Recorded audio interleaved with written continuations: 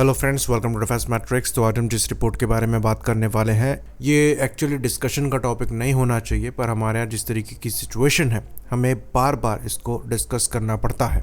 तो India today द्वारा एक रिपोर्ट पब्लिश करी गई है जहाँ पर तेजस मार्क 1A और मार्क 2 को लेकर अपडेट्स दिए गए हैं। तो यहाँ पर कुछ अच्छी चीज़ें भी हैं और कुछ फ्रस्ट्रेटिंग चीज़ें भी हैं। तो तेजस मार्क 1A को लेकर अपडेट ये है कि पहले 2 तेजस मार्क 1A नेक्स्ट मंथ यानी कि अक्टूबर में इंडियन एयरफोर्स को हैंडओवर किए जाएंगे। तो जैसा कि हम जानते हैं 2 F404 इंजन हाल ही में GE द्वारा डिलीवर किए गए हैं। 11 एयरक्राफ्ट आपके ऑलमोस्ट तैयार कंडीशन में है और जेट इंजन का वेट कर रहे हैं। वहीं पर 2 एयरक्राफ्ट में ये नए इंजन लग चुके हैं जो कि डिलीवर किए जाएंगे। कुछ ही दिनों पहले हमारे डिफेंस सेक्रेटरी का एक इंटरव्यू आया था जिसमें उन्होंने कहा था कि 2 एयरक्राफ्ट सितंबर एंड तक मोस्ट लाइकली डिलीवर हो जाने चाहिए, लेकिन अब यहाँ से थोड़ी डिले दिख रही है जो कि अक्टूबर में इस टाइमलाइन को पुश कर रही है। पर अच्छी चीज़ जो यहाँ पर है वो ये है कि अस्त्र मिसाइल और एसराम मिसाइल ये दोनों इंटीग्रेट हो चुके हैं और इनके इंटीग्रेशन ट्रायल्स कंप्लीट हो चुके हैं। तो क्या अस्त्र मिसाइल फायर कर ली गई और उसकी कोई रिपोर्ट नहीं आई? ऐसा हो भी सकता है। तो कई बार सुनने में आ रहा था कि अस्त्र मिसाइल फायर होने वाली है। इवन इस ईयर के शुरुआत में ही ये आ रहा था सुनने में। उसके बाद कहा गया कि जुलाई के आसपास हो जाएगा, फिर अगस्त में टाइमलाइन को बताया गया, लेकिन रिपोर्ट कोई नहीं आई। हो सकता है अगस्त में इन्होंने फायर करी हो क्योंकि यहाँ पर इंटीग्रेशन कंप्लीट हो गया है, ऐसा मेंशन किया जा रहा है। बाकी एसराम मिसाइल भी ड्यूल रैक पायलॉन के साथ देखी गई है। तो ये चीज़ डिफेंस सेक्रेटरी ने भी क्लियर करी थी कि इंडियन एयरफोर्स इन प्लेटफॉर्म को तभी सर्विस में इंडक्ट करेगी जब जो बेसिक कॉन्फ़िगरेशन प्रॉमिस करी गई है उसके साथ ये डिलीवर होंगे। और इसलिए यहाँ पर अस्त्र और एसराम का टोटल इंटीग्रेशन मांगा गया है जिसमें अनयूजुअल टाइम लगा है। इस एयरक्राफ्ट को फ्लाई करते हुए 1 साल से ज़्यादा का समय हो चुका है और उसके पहले से आपके तेजस मार्क 1 फ्लाई कर रहे हैं। तो अगर वेपन इंटीग्रेशन इतना ज़्यादा समय लेने लग गए तो फिर तेजस के डोमेस्टिक प्लेटफॉर्म होने का मतलब क्या है? खैर, जो भी है, अब कहा जा रहा है ये प्लेटफॉर्म अक्टूबर में डिलीवर होंगे।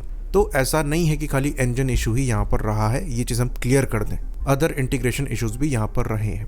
अब बात करें इंजन की, तो अगस्त में एक भी इंजन GE ने दिया नहीं है, लेकिन इस रिपोर्ट में ये चीज़ मेंशन करी गई है कि इस मंथ 2 एडिशनल इंजन भी GE द्वारा HAL को सप्लाई किए जाएंगे। तो ये चीज़ रिपोर्ट में मेंशन नहीं है, पर हमें ऐसा लगता है कि पॉसिबिलिटी एग्जिस्ट करती है कि अक्टूबर के एंड तक 2 और तेजस डिलीवर कर दिए जाएं, क्योंकि एयरक्राफ्ट आपके बनकर तैयार है। बाकी जो एडिशनल 113 F404 इंजन की डील कंक्लूड करी गई है उसको नेगोशिएट किया जा रहा है और कोशिश किया जाएगा कि इसी मंथ डील साइन कर ली जाए। तो जब एडिशनल ऑर्डर दे दिए जाएंगे तो यहाँ पर नेगोशिएट हो सकता है किया जाए इनके प्रोडक्शन को और ज़्यादा बढ़ाने के लिए, ताकि तेजस के प्रोडक्शन को भी बढ़ाया जा सके, जो कि 30 एयरक्राफ्ट पर ईयर तक पहुँचाया जा सकता है। लेकिन वो तभी हो सकता है जब आपको इंजन मिले, इसलिए बड़े ऑर्डर्स देकर ये कोशिश रहेगी कि स्पीडी डिलीवरीज के लिए भी नेगोशिएशन हो। पर हमारा पर्सनल ओपिनियन यहाँ पर डिफर करता है। हमारा ये मानना है कि जो करंट जियोपॉलिटिकल सिचुएशंस बन रही हैं उनको ध्यान में रखते हुए हमें इस डील के साथ आगे बढ़ना चाहिए। जो ऑर्डर्स हम दे चुके हैं उनकी डिलीवरीज को देखते हुए उनके साथ कोई प्रेशर टैक्टिक्स का इस्तेमाल नहीं किया जा रहा है, ये देखते हुए हमें एडिशनल ऑर्डर्स देने चाहिए, क्योंकि अगर ऐसा कुछ होता है तो हो सकता है हमें प्लान B की तरफ आगे बढ़ना हो।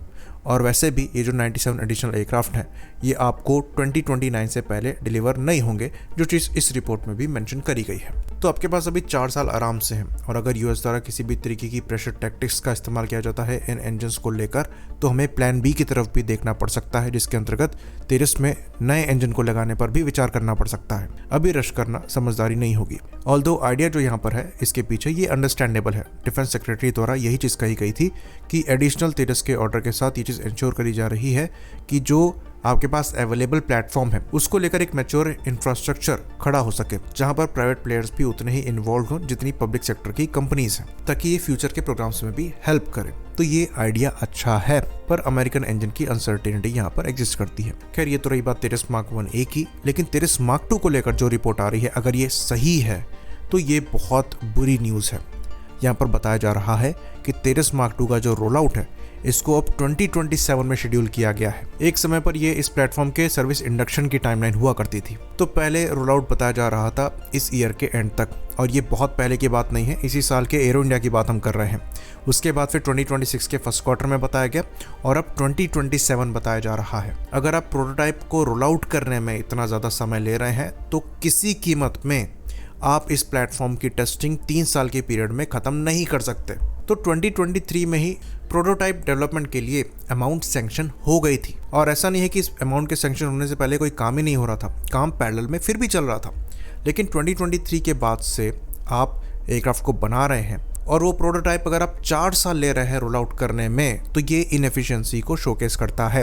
अब यहाँ पर ये आर्ग्यूमेंट है कि ये एडा का प्रोग्राम है, लेकिन यहाँ पर मैन्युफैक्चरिंग एचएएल ही कर रहा है, प्रोटोटाइप एचएएल द्वारा ही बनाया जा रहा है। क्या यहाँ पर एचएएल की गलती है या एडा की गलती है? तो ब्लेम करने से काम नहीं चलने वाला है। यहाँ पर गलती किसी की भी हो, नुकसान इंडिया का है। तो तेजस मार्क 2 प्रोग्राम इंडिया के लिए बहुत ज़्यादा क्रूशल है। अभी हमारे इसी मंथ MiG-21 के आखिरी स्क्वाड्रन भी रिटायर हो रहे हैं। स्क्वाड्रन की जो शॉर्टेज है ये एयरफोर्स को हॉन्ट कर रही है और सालों से हॉन्ट कर रही है। तो एयरफोर्स का फोकस भी अब मेनली इंडिजिनस प्लेटफॉर्म्स पर है, जिसको लेकर हम अपनी स्ट्रेंथ को बढ़ाना चाहते हैं। लेकिन अगर ऐसी टाइमलाइन चलेगी तो एयरफोर्स को मजबूरन एयरक्राफ्ट इंपोर्ट करने पड़ेंगे और हमें ऐसा लगता है कि एडिशनल रफाल को एक्वायर करने को लेकर भी काम हमें स्टार्ट कर देना चाहिए, ताकि कम से कम एक जगह से कुछ आना स्टार्ट हो। बाकी जो तेजस मार्क 1 के एडिशनल ऑर्डर दिए जा रहे हैं, ये भी एक अच्छी स्ट्रेटजी है। ये स्टॉप गैप की तरह काम करेगा तेजस मार्क 2 से पहले, क्योंकि तेजस मार्क 2 की टाइमलाइन जो है ये स्लिप होती हुई नज़र आ रही है। और ऐसा लगता है कि जब ये 97 एडिशनल तेजस मार्क 1 के ऑर्डर्स पूरी तरीके से डिलीवर हो जाएंगे, जो कि 2033-34 तक होंगे, उसके बाद ही तेजस मार्क 2 सर्विस में इंडक्ट होना स्टार्ट हो पाएंगे। तो ये जो प्रोटोटाइप रोल आउट है ये खाली टिप ऑफ द आइसबर्ग है। मेन चैलेंज तो आएगा चीज़ों को इंटीग्रेट करने में, टेस्ट करने में और सर्टिफाई करने में। ये चीज़ हम तेजस मार्क 1 के साथ देख रहे हैं। वेपन इंटीग्रेशन में कितना समय लग गया, क्या इश्यूज आए, ये दिखाई दे रहा है। ये कहना कि हम 4 प्रोटोटाइप बना रहे हैं, 3 साल में सारी टेस्टिंग करके खत्म कर देंगे, पॉसिबल नहीं है। हमें रियलिस्टिकली चीज़ों को यहाँ पर देखना है। बाकी होपफुली ये जो रोल आउट की टाइमलाइन दी जा रही है ये गलत हो, इसके बजाय ये फर्स्ट फ्लाइट की हो तो ज़्यादा बेहतर है। 2026 में ही प्लेटफॉर्म रोल आउट हो जाए और 2027 में फ्लाई कर जाए। लेकिन अगर ये टाइमलाइन रोल आउट की ही है तो प्रॉब्लमेटिक है, और इसलिए एयरफोर्स को एडिशनल रफाल के प्रिक्योरमेंट को लेकर चीज़ों को स्पीड अप करना स्टार्ट कर देना चाहिए। एयरफोर्स चीफ पहले भी कह चुके हैं कि फ़िलहाल जो एयरफोर्स की कंडीशन है उस हिसाब से अभी से ही एयरफोर्स को कम से कम 40 एयरक्राफ्ट पर ईयर के हिसाब से सर्विस में इंडक्ट करने चाहिए, और उस नंबर के आसपास भी हम यहाँ पर पहुँच नहीं रहे हैं। बाकी एक और चीज़ यहाँ पर है कि 15 additional Su-30 aircraft Indian air force के लिए एचएएल को बनाने हैं, जिसको भी इस रिपोर्ट पे मेंशन किया गया है, जहाँ पर लीड टाइम चल रहा है, लेकिन प्रोडक्शन जल्दी चालू हो जाएगा और 2028 तक हो सकता है पहला एयरक्राफ्ट एयरफोर्स को डिलीवर हो जाए। तो एयरफोर्स इनके भी एडिशनल नंबर्स को बढ़ाने पर विचार कर सकती है, क्योंकि इन प्लेटफॉर्म को हम अपग्रेड कर रहे हैं, इनके वेपन पैकेज को भी अपग्रेड किया जा रहा है, और ऑपरेशन सिंदूर में इनकी सक्सेस को देखते हुए, इनके पोटेंशियल को फिर से रीइवैल्यूएट करते हुए इनके नंबर्स हम बढ़ा सकते हैं। चाइना द्वारा भी फ्लैंकर्स के अच्छे खासे नंबर इस्तेमाल किए जा रहे हैं। ये प्लेटफॉर्म हैवी लिफ्टिंग कर सकते हैं, एयर टू सरफेस रोल बहुत अच्छे तरीके से परफॉर्म कर सकते हैं, और हर एक मामले में ये काफ़ी अच्छे प्लेटफॉर्म है। खाली जो स्टेल्थ एस्पेक्ट है वो इनका अच्छा नहीं है, पर प्रोलॉन्ग वॉर में वो आपके लिए उतना इम्पोर्टेंट है भी नहीं। तो ये चीज़ भी हाथ में है, इस पर भी विचार किया जा सकता है। अब पहले ही इन प्लेटफॉर्म को अपग्रेड कर रहे हैं तो बेटर है कि आप अपग्रेडेड प्लेटफॉर्म के नंबर्स बढ़ा दें, ताकि तेजस मार्क 2 और AMC जैसे प्रोग्राम पर से कुछ प्रेशर कम हो जाए, क्योंकि यहाँ पर फर्दर डिलेज हमें दिखाई दे रही हैं।